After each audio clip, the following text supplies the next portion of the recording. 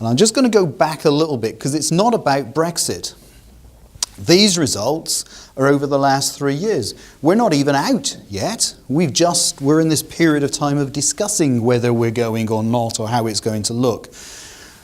The seeds that created these results were the seeds that were planted 10 years ago. Do you remember what happened 10 years ago?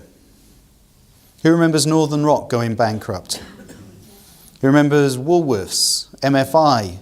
But from a political point of view, there was a fork in the road. What happened in America, and there was a new word that we all came upon that we hadn't really heard before. It was called quantitative easing.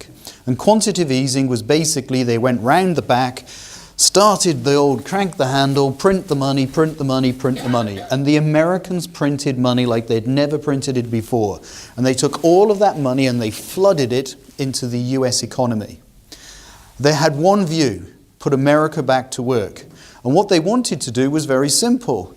Chuck all the money in and say, in 10 years' time, judge us. In 10 years' time, we will have a better road network. We'll have a better rail network. We'll have a better airport network. We'll have better bridges, better buildings, you name it, everything will be better because we're chucking all of this money into the system. And what we're going to do is put America to work. We're going to get some taxes. We're going to, as of not Uber-type taxes, bad word to talk about, we're going to get taxes off our off our workers. They're going to use American materials and we will get the system working. That was what they promised. 10 years later, hey presto, they have the leading stock market in the world and have for the last 3 years. It worked. Got it to work.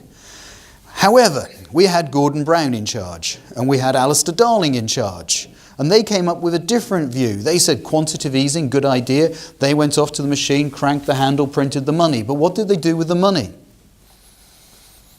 Do we remember what they did with the money? They took the money and they gave it to the very people that caused the financial crash. They gave it to the bankers, with a B. So they gave it to the bankers. They didn't put it into our road networks. They didn't put it into our schools, our hospitals, or anything. So here we have Corbyn today banging his drum, winning popularity with the youngsters who weren't about at that time because they don't remember, saying, oh, it's unfair that the nurses and so on haven't got paid. Of course it's unfair. But it was the Labour Party that made the decision because they put all the money over here into the banking side so the bankers could continue to have their bonuses and be forgiven for all the messes. Now we bring it back to the stock market because I'm here to talk the stock market, not politics. Tristan's the political one in our family, not me. But here we are. We've gone through a 10-year journey where the UK stock market is in the same spot 10 years ago to where it was, 10 years ago is the same spot it is today, give or take a couple of 100 points. Whilst the US stock market has more than doubled in that period of time. So there's been a definite fork in the road.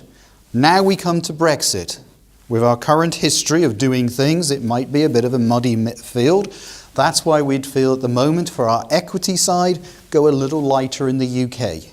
That's our general view with things. But we will put a little bit more meat on the bones to things. Back to the plot, Karl.